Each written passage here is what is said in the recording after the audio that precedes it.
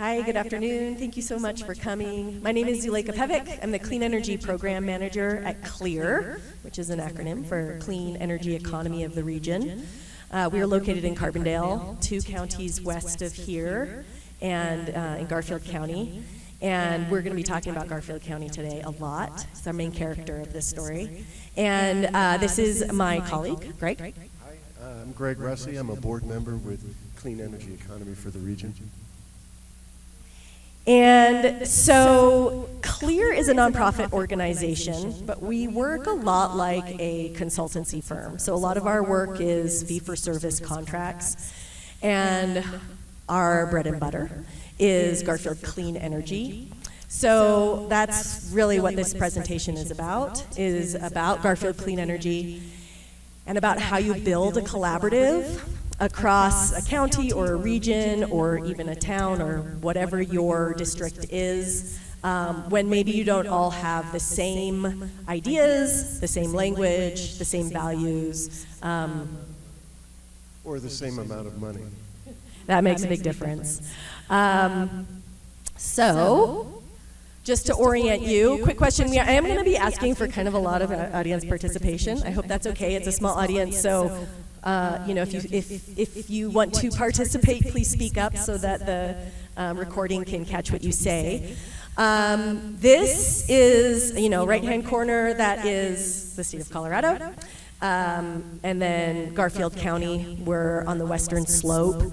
How many, just by a show of hands, how many people here are from or live in Colorado? Oh my goodness, every single one of you. Okay. So there was one that wasn't. Okay, so maybe you know Garfield County. We're on the western slope. Our county seat is Glenwood Springs. There's about 62,000-ish people in the county, 6 towns. 5 of them are on the I-70 corridor. So Carbondale is on the far east of the county, and we're off of Highway 82, and then Glenwood Springs west to Parachute. That's all on the I-70 corridor. You can think of the right to left movement of those towns as a left to right movement of political and general ideas. So it's a very diverse county in that way. In other ways, it's not so diverse. But as far as political views, values, things that people want to talk about, things that people are willing to spend money on, it's quite diverse. And so we, Garfield Clean Energy and CLEAR, are working within this county to kind of bring climate action and environmental goals into being without there being necessarily a lot of backing for those kinds of words. So as a nonprofit organization, CLEAR manages Garfield Clean Energy. And Garfield Clean Energy is a collaborative, as I said, of the 6 municipalities in Garfield County, plus the county government itself, CMC, the Colorado Mountain College, RAFTA, which is our transportation authority, and Holy Cross Energy, and the Garfield County Library District is just about to join in again. They were an original member and left for a few years, and now they're coming back. So lots of participation. Everybody pays dues. All of those jurisdictions pay dues into Garfield Clean Energy, and CLEAR has the contract to then manage all of the programs and everything that happens through GCE. So I'm just going to start calling it GCE, Garfield Clean Energy, GCE. Traditionally, this is a map of Colorado. And all of those red dots are oil and gas wells. So traditionally in Garfield County, energy extraction was a main economic driver. It still is, but it is slowing down. Agriculture, tourism, those are kind of growing industries. This is just for context, this is where Garfield County is. At some point in the past, I don't know if it's true now, but Garfield County was second only to Weld County for number of gas wells in the state. So it's been a very important part of the economy there. And that is definitely part of what we are always contending. Contending makes it sound like it's negative, but it's something that we need to address at all times, that the economy has been based on energy extraction. So I am curious to know who in here lives in a county that maybe has, or a region, whatever kind of district you're imagining, that has a diversity of values and priorities, and yeah. Okay, cool, lots of people, great. And so I'm curious, knowing that, what are some of the ways, if people feel comfortable, what are some of the ways that you all are working with the diversity of your region? Just in one or two words, is it, are you making climate action plans with them, or are you talking about, I'm just curious kind of what the general feeling is and how you're making progress in your area.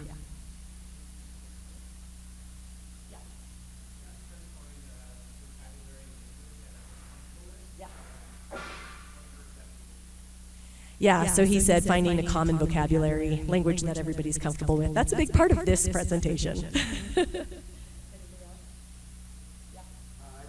meet with the county commissioner that I volunteer for when I run for office to get updates on what the county's working on and also what.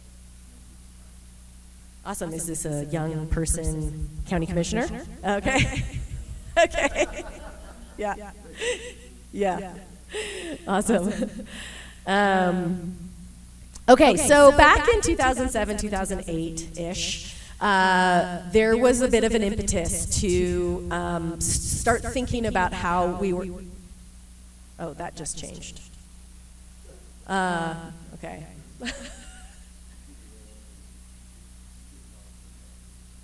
Oh.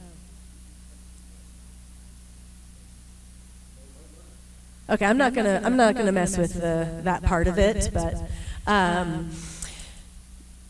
don't need to change slides quite yet. So in Garfield County, there were people who were deeply concerned about climate, were trying to come up with solutions. There was a lot, at the time, there was a lot of talk about international issues, and like the IPCC report was, people were paying a lot of attention to that, and there wasn't a lot, or there was a lot of talk and a lot of planning, but there wasn't a lot of action, at least in Garfield County. And so this was sort of the seed that started Garfield Clean Energy, GCE, was thinking about how we needed something to be happening locally so that people could take ownership of what was going on. And it wasn't just some broader, like, global warming scale. It was like, no, this is happening here. We need to think about the solutions here. We can't just think about it on an international or large-scale basis. There was also a piece of it that was about equity. So you can... Garfield County, although it's a fairly, with energy extraction, there's money there, but overall it isn't a very wealthy county. And so all of these small individual towns didn't necessarily have the resources or the capacity to have like a sustainability department, nor did they necessarily have interest overall.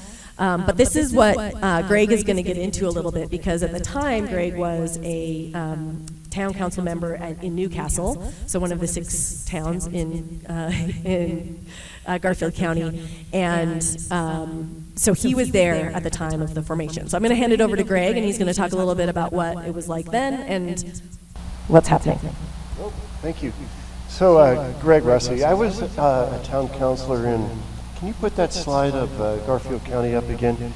In this very small town out here, we had about 4,000, 4,500 people. Now we're at about 5,000. Back in the late aughts and into the early teens. And we knew that we needed to get a handle on energy prices. The cost of our energy bills was going up. We didn't have anybody on staff. I mean, it was a town that small. I think we had 21 FTEs. the year we started with Garfield Clean Energy, we didn't have anybody who could break this down for us. We had no energy engineers, we had no energy auditors, we had nobody who was particularly schooled in finance. And to the best of my knowledge, though I'm no longer on that city council, we still don't, because we were able to collaborate and join up with all of our neighbors. This has already been showed, but some of the governmental subdivisions, as well as all of the towns, to go out and hire Clear to do this. This is not necessarily a plug for Clear, but all Clear-like organizations in the county, in the state rather, or in the country, who might be able to provide this service. It's a plug for collaboration. What we found was that all of us were having similar issues with regard to, for instance, tiered pricing for institutions. It wasn't somebody we had anybody who could break that down for us, something that we had anybody who could break that down for us. What we found when we joined Garfield, we joined this group, we were initial members, we all were, Garfield Clean Energy, is that not only did we have similar issues with all of our neighbors, but we had never sat down and talked about them before. And furthermore, in addition to having similar issues, we all had unique issues. The county, for instance, had, I believe, 105 buildings that they owned and operated and maintained throughout the entire county. I think this little town of Parachute had a small handful, 3 or 4 or 5. So there's an illustration of the imbalance, the asymmetry between different clients. But what we hired Clear to do was to provide services for each member uniquely, as well as an umbrella set of services for the entire county. I don't want to lose sight of this point, so I'm going to say it early on. If any of you has done any grant writing, whether it's federal, state, we have a state grantor here, whether it's federal, state, or private money that you're looking for, all of the grantors are looking for collaboration. And it's been this way as far as since I got involved in it back in the early, like 02 or 04. Collaboration is a thing you really have to actually show them. You know, you can pay lip service, you can write a paragraph and go, oh yeah, we're all in favor, we know how to spell it, we know all about collaboration. But if you have some projects where you've been working on with your neighbors here, and around the area, and you can show a result, and not only that, a concrete plan for where you want to go next in order to do the next thing, that gets their attention. Am I wrong? The state of Colorado, you may have already heard from Eric, is here, and he is an individual who looks at grant applications from time to time, apparently with his grandmother. And they sit and write grant applications around the dining room table, right? Yeah. Collaboration is a big deal. So if you got it, not only does it assist you in grant writing, but in order to kind of discuss the issues that we had coming at us, it helped immediately when we found that the other 5 towns were going through it as well, as was our very capable, and we were very lucky to have Roaring Fork Transportation Authority, the local bus system, on board, so that we could access all of their resources. They really were the only group who had the money to go out and hire sustainability people. And but as a rule, none of us had. Even the larger towns of Glenwood and Rifle, who had 2 to 3 times the size of population that we did, and much more in sales tax base, which is an issue for small towns. If you are around any small towns or you're from one, you might know that property tax only pays for about 20% of anything that goes on around there. Sales tax pays for it all, or grants. And you might want to be in a collaborative effort that has the ability to reach out to governor's energy offices or other groups for grant writing. So what we found was that working with Clear, we had the ability suddenly to do energy audits, because you not only have leaking buildings that you own and operate as a city, but you have leaking buildings all over your town, and which people live in. And oftentimes these are people who are of lower income and have absolutely no resources for installing even the most basic home improvements such as insulation and better windows. Energy audits is a way to get you into the next phase, which is, of course, the upgrade. Efficiencies. I started talking about efficiencies because we didn't know where we were spending our money with regard to all of the energy that we were buying. With tiered pricing, a lot of small towns don't know when they're hitting peak levels, and then that peak rate might hold for the rest of the month. You probably are more aware of this than I am, but these are all ideas that get talked about, that get immediately into an action plan, and then on staff at Clear, there's somebody that picks up the ball and runs with it, and typically we had answers within a month or two or three. In longer range projects, we might be applying for infrastructure grants. We found that it was important to go ahead and put up now this is back in '08, so now solar arrays are more ubiquitous, but at the time, we didn't have any in town except for a few enterprising homeowners who had the wherewithal to put them up. We decided it was a good project to put into the public eye. We wanted people to see it, like we were setting the tone for what we thought was an important symbol, if nothing else, for the future. But it wasn't just a symbol. And here's where I want to talk. Can I go ahead and talk about the diversity now that you brought up? So Zuleika is absolutely correct. Carbondale is very close to Aspen. It is a fabulous town to live in if any of you are looking for a place to live.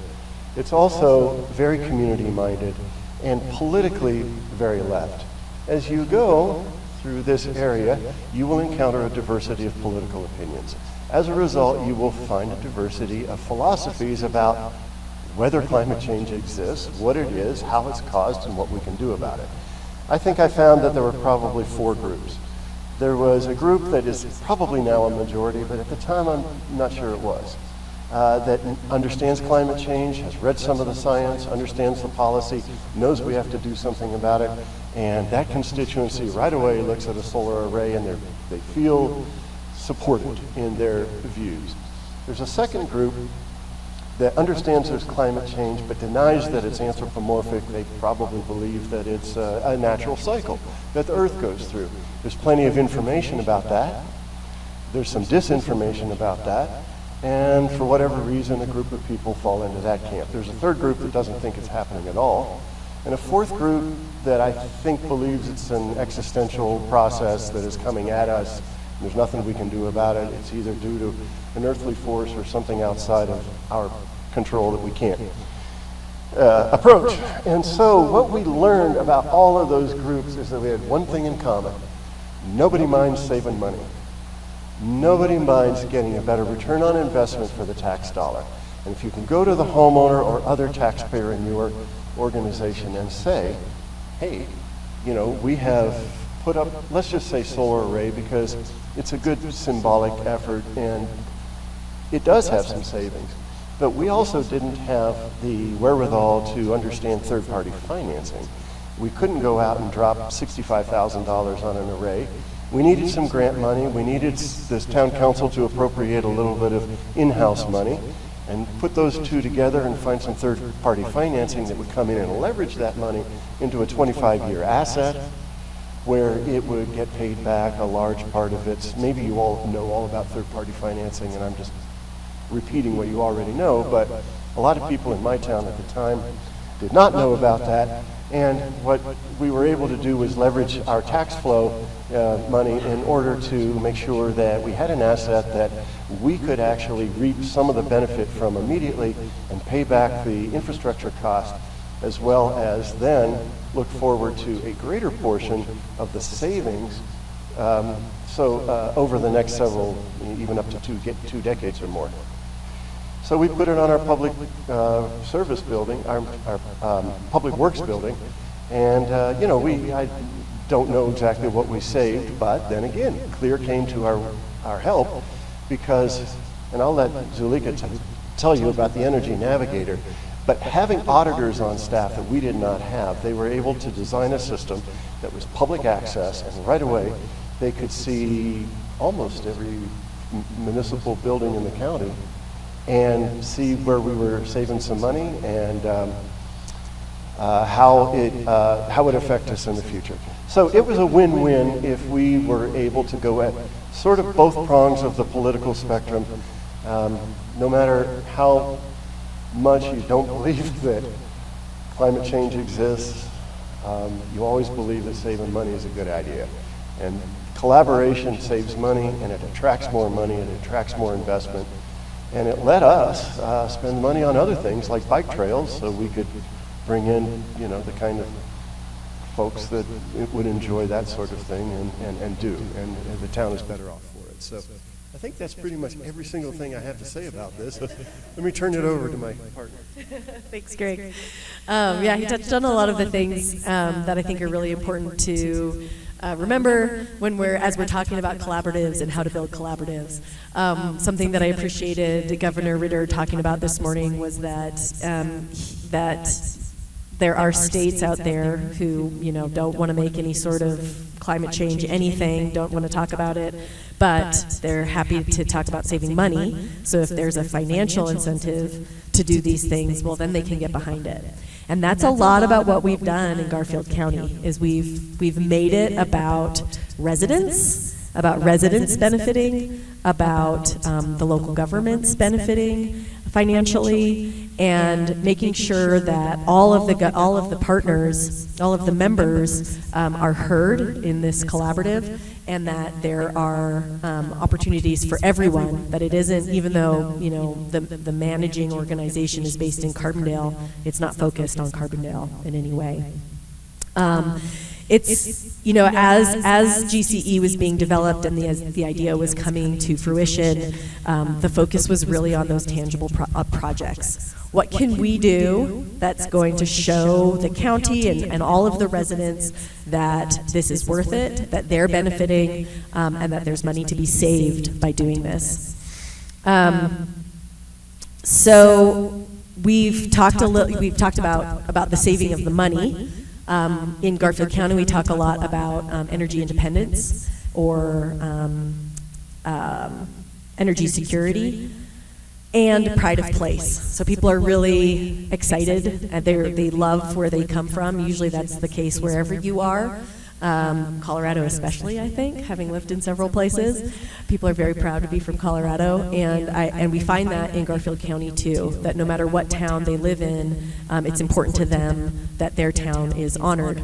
And so I'm curious, from all of your work and what you do, what are some of examples of language? We talked about money and we talked about energy. What are some of the examples of language or words that you use to kind of cross those political / value boundaries and kind of and find that common intersection? Making our more comfortable in those terms, including the building around the world, Definitely, and that's key to what GCE does for Garfield County. Is we do a lot of weatherization work, and that is something absolutely that people know makes a difference in their lives right away. Anything else?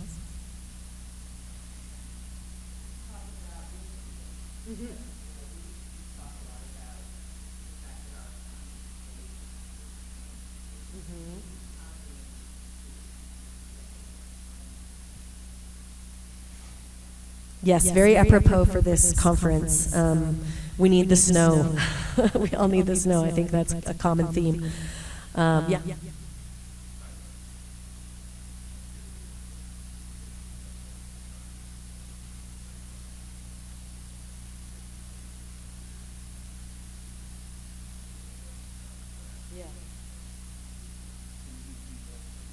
Yeah, absolutely. So he's talking about replacing older, less efficient equipment. Maybe we wouldn't even use the word efficient, but old equipment with newer, more efficient equipment. Yeah.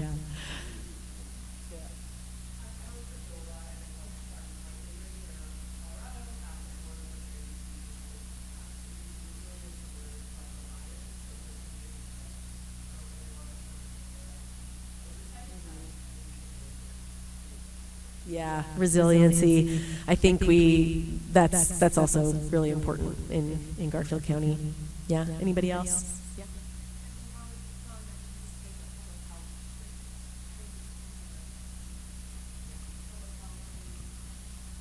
Yeah. Yeah, I missed most of her talk this morning, but I came in when she was talking about that, and it's a piece that people don't often recognize. Public health, it's like it is directly related to the work that probably all of us are doing, and it isn't necessarily the main focus, and I think it's such an important part of it.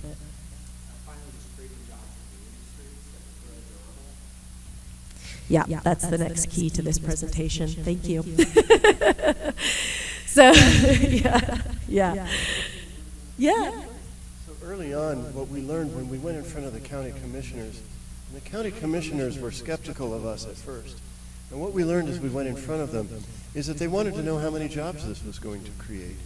And when we scoped it out with some help from the solar providers in our county and elsewhere, we were able to come up with a number. And it was pretty decent. I want to say originally it was like 100 jobs. And the folks on the county commission, for a county of, at the time, 54,000 people, thought 100 families getting a new wage was a pretty good deal. And now it's higher than that. But I'm glad you said that, because that's an overlooked point that I didn't think to put in my outline. But boy, they latched onto that pretty quickly.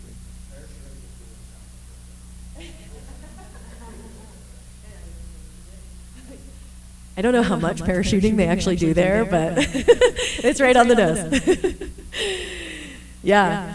So this is really this slide is just to show again who the partners of GCE are. That it's a wide range. That it takes interest and seeing the problems to want to then also solve the problems, even if you can't agree necessarily on what the causes are, or the solutions are a little bit easier, at least what we found. So I wanted to talk a little bit about collaborations in general. I feel like we've done that quite a bit, but I would be curious to know if anybody in here is part of a functioning collaborative that's doing this kind of work, or maybe outside of this work too, but like, what does that look like? What are, this is a government collaborative. GCE is an intergovernmental agency, but what are the other kinds of collaborations that have been really effective? Yeah, so I'm part of the Front Range Beneficial Electrification Network, which is a group of mostly sort of generous suburb local governments that want to collaborate on beneficial electrification and other kinds of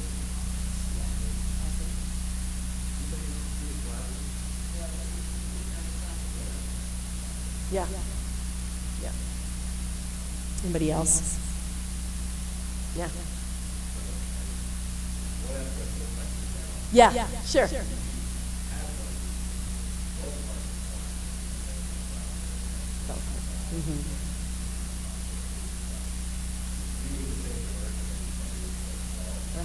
Interesting.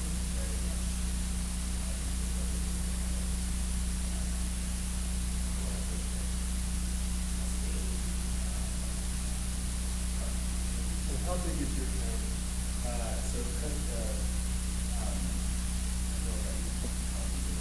No. Feel free. This is what this is for. I'm like, this is interesting for me and for everybody. Yeah. so it's the Southwest Colorado.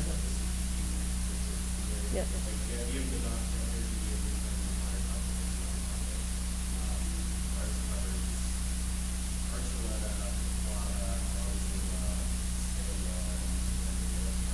That's a big region. Yeah.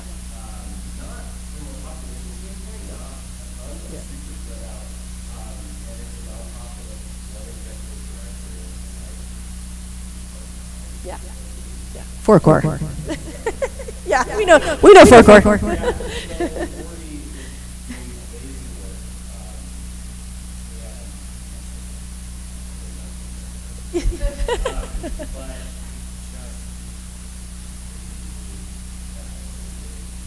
Yeah.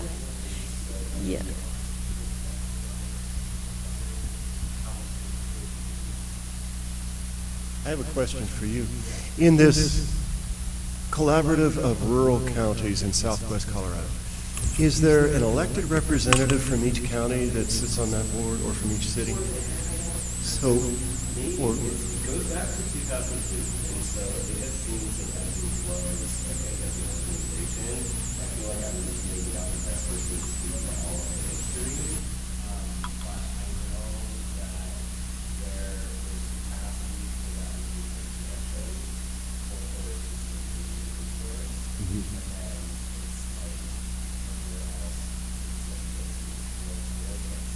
It feels at this time more like a nonprofit that is stood up by so he's saying it feels more like a nonprofit than a citizens board. It feels more like a nonprofit that's stood up by concerned citizens Rather than a nonprofit serving a collective. concerned citizens nonprofit rather than a governmental entity. One of the things we learned is that you get better buy-in if you have an elected representative from each jurisdiction. And those jurisdictions, for us, as you know, we're towns, and all these guys up here on the board, it might be each county. And it might be each county commissioner, or the county commissioners appoint somebody, or it might be somebody you even have appointed from the groups inside, the cities inside your own county. The other thing is, if you notice, we've got a great collaborative partner in Colorado Mountain College who actually ended up starting a energy campus in Rifle. And you guys have a fabulous four-year college in your jurisdiction, in Fort Lewis, right? And I imagine they've got some cutting-edge technology ideas there, and I don't know if that's also, there may be all kinds of internship opportunities for students who are, anyway, without going into that in depth. You do get better buy-in, and you get, I think, better grant representation, although these grantors, there's a bunch of them in the audience, it turns out, be no better than I, if you have elected representative, because it promotes this idea of representative democracy that goes, now I'm talking about my other job. I also teach constitutional history, and representative democracy is an old idea that is still in our system, and I think it probably is a benefit to you all in so many different ways, not just to the grantors, but also to the people. If they got somebody who they've elected who can go out, he's not elected to necessarily be on this board, but he's elected, but she or he is an elected representative of a council inside the county that then serves on the board. Yeah, what he said. Oh, yeah.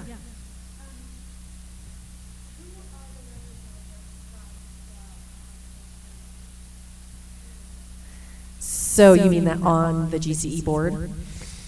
Parachute does not regularly send anyone to the meetings, but I believe their town manager, Travis, I'm going to forget his name. He used to work at Snowmass. I can't remember his name right now. No, not anymore. Stewart's retired. One of the things we do is rotate the chairmanship of this board too. And for a while, Parachute is the smallest entity in our county, but they chaired it for a few years. And I chaired it once for 2 years from the little town of Newcastle. And we've had chairs from, I think RAFTA is chairing it now. So you can, you can share that burden and that publicity as well. Yeah.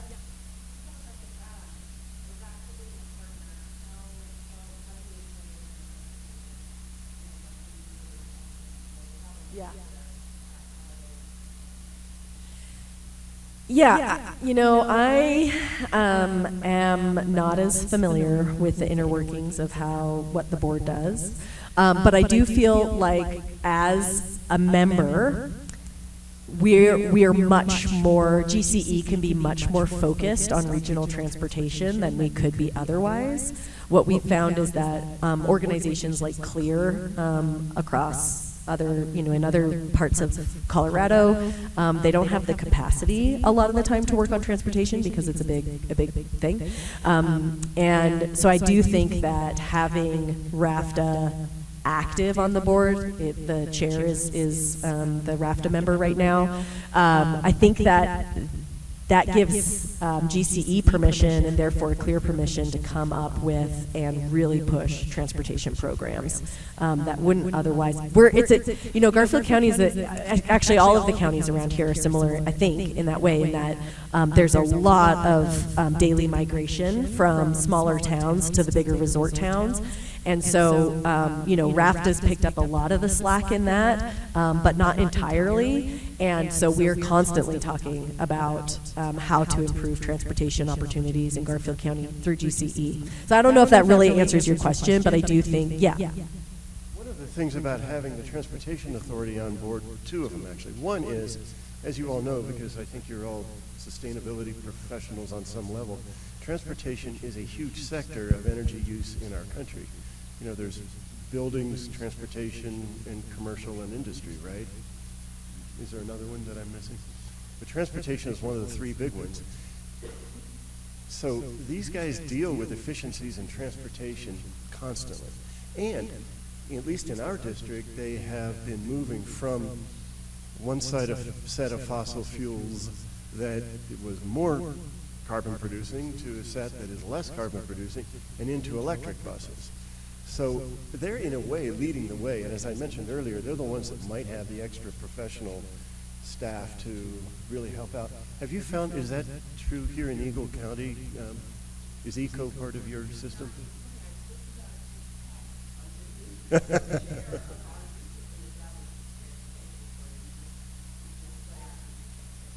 Oh, good for you.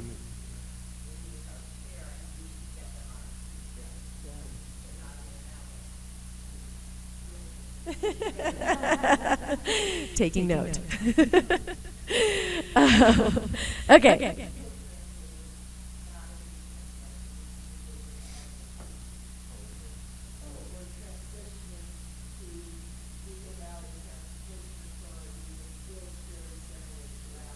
Yeah.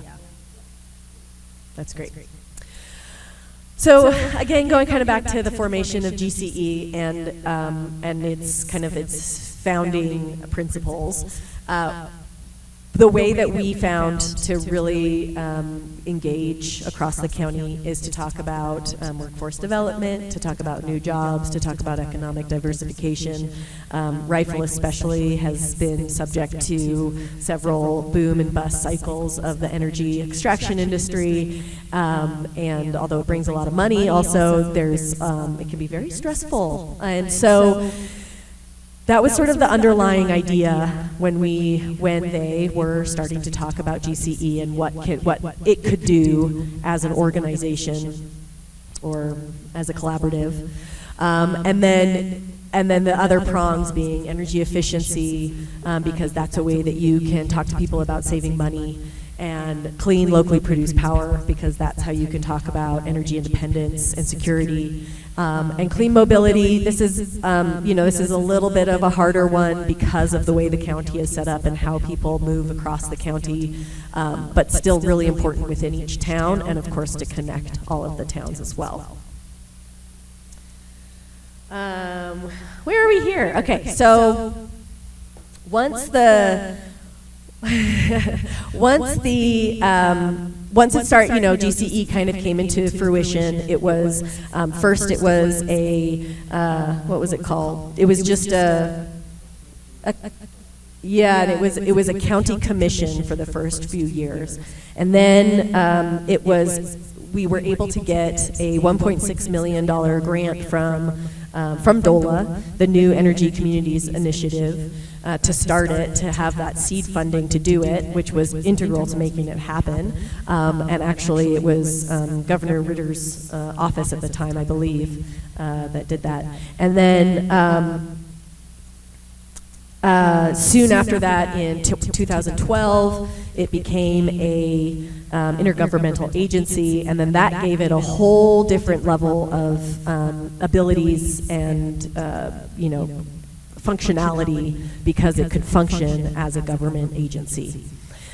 Clear, just as an organization, we responded to the RFP to manage it, and we won, and we have continued to do so since. And so a lot of people don't know the difference between CLEAR and GCE in our county, but we are separate, and we manage the programs.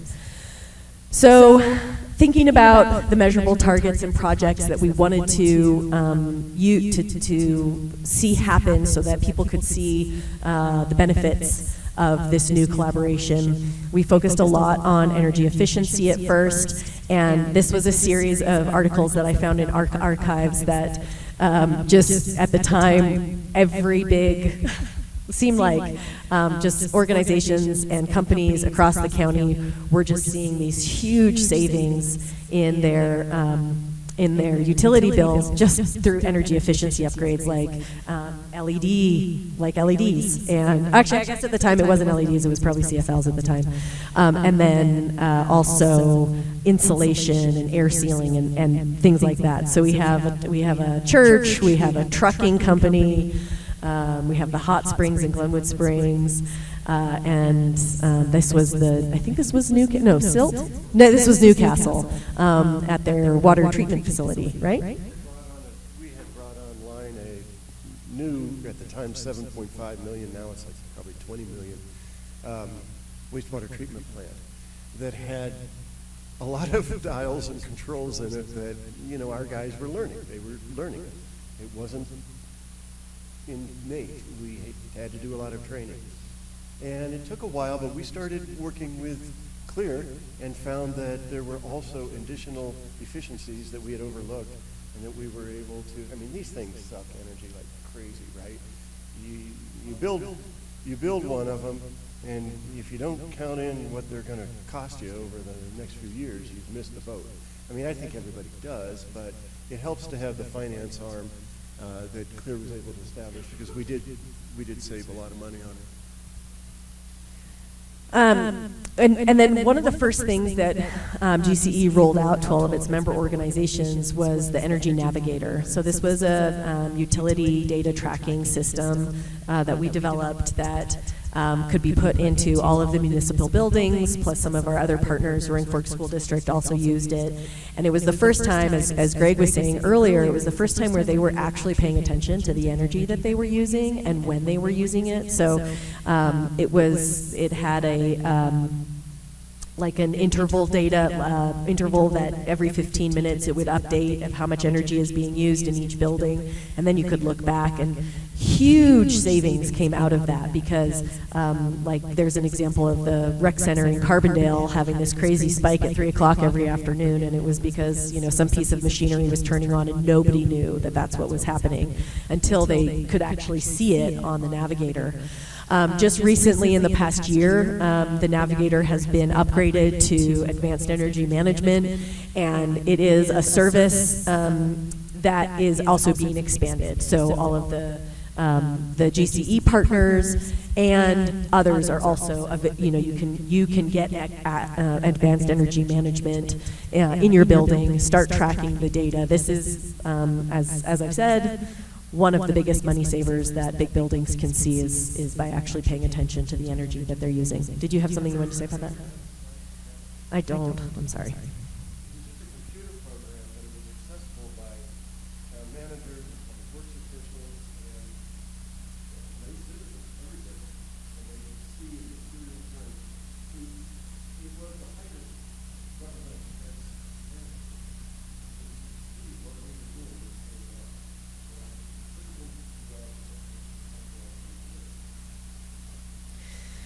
In this past year, we have passed the Energy Action Plan goals. So GCE has adopted these 5 goals that look at different ways that we can start really changing the way that the county is responsible for our portion of climate change. So we have 5 goals. There's the energy savings in the built environment, carbon-free electricity, clean mobility, greenhouse gas emissions, and clean energy economic development and jobs. And then there's very specific goals and strategies within each of those. And so GCE as a whole has adopted those, which is a big thing, because literally it wasn't until this past year that GCE would allow the word environment in their mission and vision statement goals, or statements.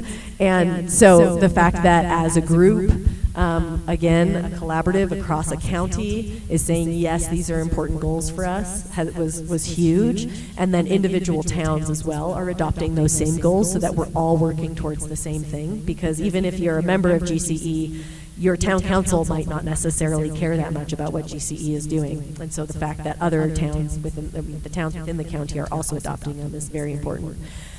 And then the main purpose of not the main purpose, but one of the ways that GCE really functions well in Garfield County is by providing programs directly to the citizens, the residents of the county, that help them save in a myriad of ways. So we have Reenergize, which is the low to moderate income weatherization program. So where the state-funded CARE program stops at 80% of AMI. Reenergize picks up at 81% and goes to 150%. So that reaches, between WAP, which is the Weatherization Assistance Program, CARE, and Reenergize, almost everybody in the county is eligible for help to do weatherization. Weatherization, I don't know if you're in this world, but it can be tricky as a sell because it's not very sexy, and they don't get to show their friends how efficient their home is, and it can be expensive too. So this is just a way to encourage people to do it.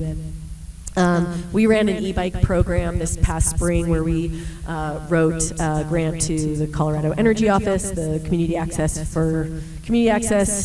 to the enterprise. And we were able to sell 40 e-bikes for $150. This is like, I feel like e-bikes are maybe the way transportation is changing in Garfield County for people who don't have to travel long distances. Because, a town like Carbondale, people are riding their bikes anyway. We're preaching to the choir. In places like Rifle and Newcastle, it can be tricky because there's hills, and people don't really want to do that. So, and for lots of other reasons. So, e-bikes are making a big difference. It was a very popular program. Also, Solarize in 2021, we ran a Solarize program across the county. We saw 101 rooftop solar systems go in, which was huge. I don't know what a standard year looks like across the county because nobody's measuring that, but a massive increase. So all of these things are ways that Garfield County citizens are saving money, they're upgrading their homes, they're upgrading whatever, all of the things that they're doing, and really it's because of GCE. So I want to go into a little bit about, there was one more and I didn't even know it, sorry. Some of the cumulative results. Yeah, some of the cumulative results of GCE.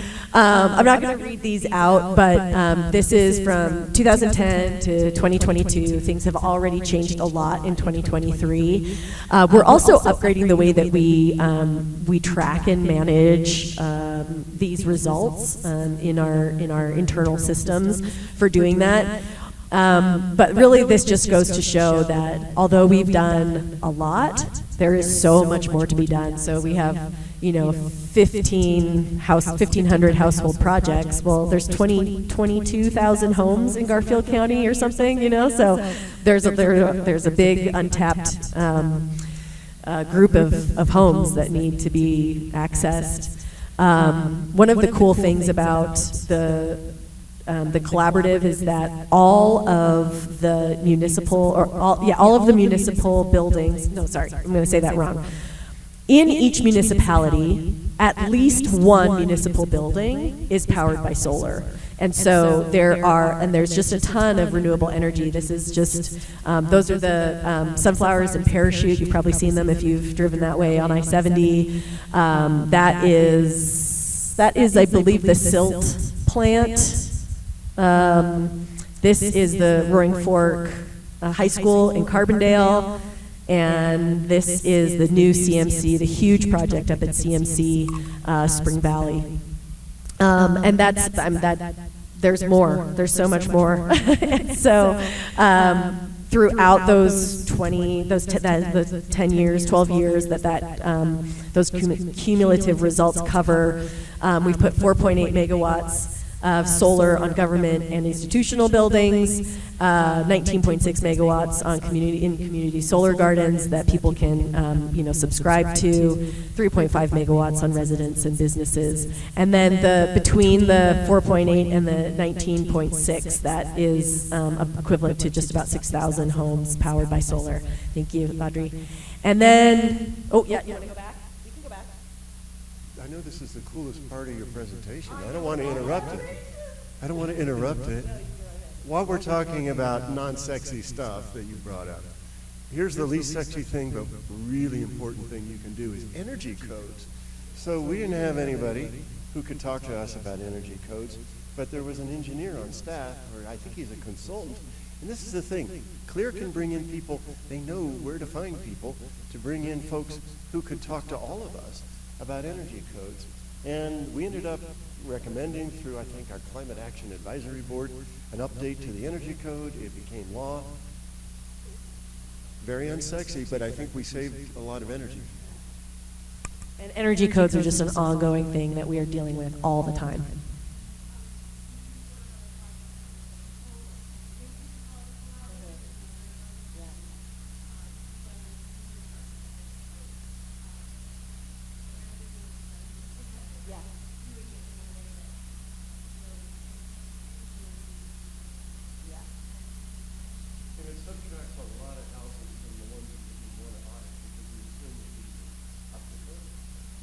I'm going to skip through these cumulative results because although they're fascinating and my animations are fantastic, what I really want to get to is that the takeaways from this. All of that was just to say that the working together, building these collaboratives, we can be really, really effective.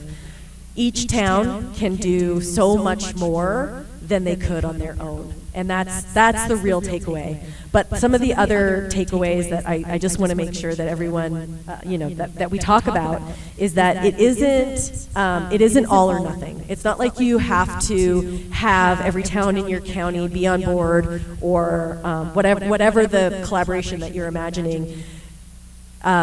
You can take pieces, right? And you can start small. And if you can't imagine how, whatever it is, I'll just use that example, all the towns in your county are going to get on board. We'll start with a couple or start within some other structure. Don't get intimidated by the idea of trying to get everyone on board. I think having united targets and joint programs is really key. So being able to say that everyone is going to benefit is really helpful because a lot of there is an idea about the wealth being on the east side of the county and then just the west side of the county is not as wealthy, and it's okay. That's not how it works within GCE. Everybody has access to it, and it's harder to engage people in the western part of the county. That is just how it has been since I've worked at Clear. It is really hard to engage on that side of the county. But once you do, if you find the thing that they're interested in, they're all for it, right? And it's easy. It's an easy sell after that. And so finding those pieces, finding the things that people are really going to respond to is really important. And then having a long-term ongoing structure. So now that GCE is an IGA, an intergovernmental agency, it doesn't matter who's on the board, it doesn't matter who's at Clear, whatever the staffing changes are across, that structure exists and it can continue to exist outside of any one of us. And that's really the main part, is setting it up so that, you might need a champion to get it started. You might need someone who's really gung-ho to make it happen.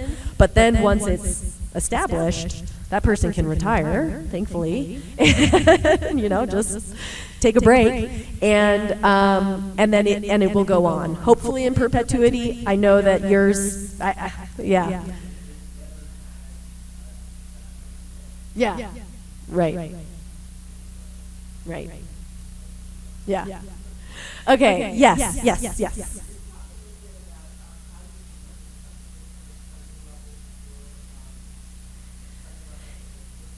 Yes. So I don't know that intimately well, but we are going through the budgeting process right now. So I think there is a formula that is used based on population.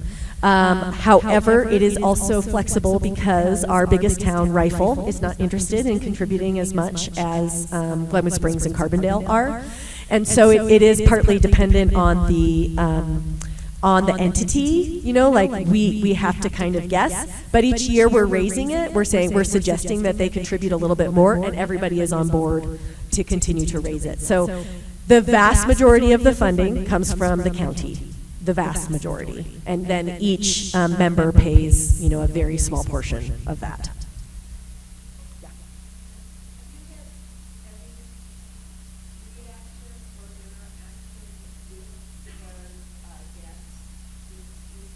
You want to talk about that? Because that's... We asked them to come in, and it never joined us as a member, and I'm not sure, once we became an intergovernmental agreement, all of the members, because you're a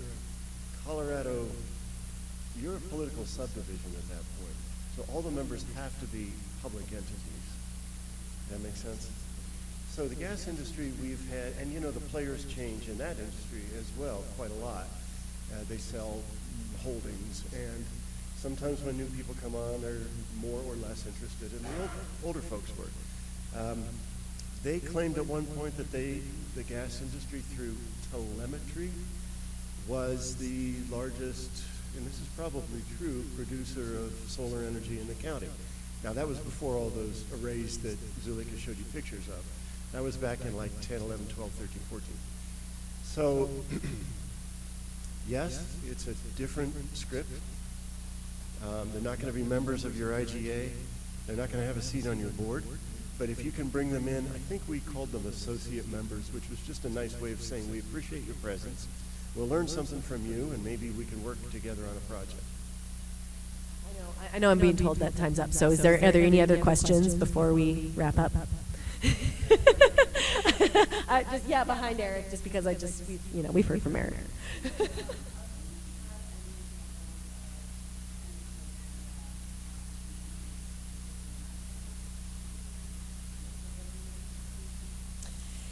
No, we have not done any. Oh, that's not true. It was actually just before my time. We did a huge push, I think, in the 2012 to 2015 time.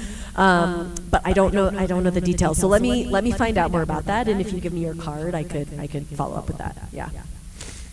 Did you have a? We are working on that all the time. I think having CMC. She asked about resources for workforce development. I think having CMC on board is really key, so we're working with them to figure out what kind of programming they could offer to include that. We also work with contractors. It's tricky. We're at least in Garfield County, we're in this position where contractors don't need any more work. You know, they're like, yes, they need skilled labor as well, but it's hard to engage with them right now. Yeah.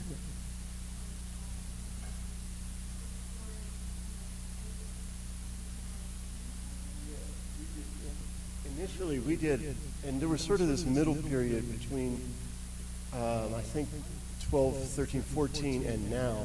When we did a ton of workforce development, we did a lot of symposia where people would send their public works people, and then private industry would take part in training programs. We weren't teaching people how to install solar, I don't think, but we were doing energy efficiencies that worked well with solar.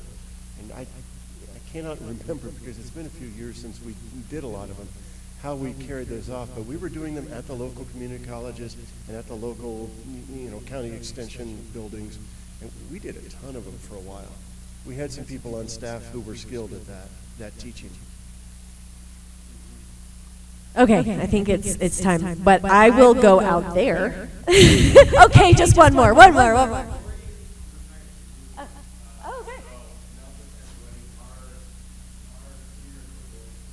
Yeah. You can live in beautiful Durango if you don't already. Yeah. Interesting. Well, thank you for letting us know. Yeah. Yeah, thank you all so much.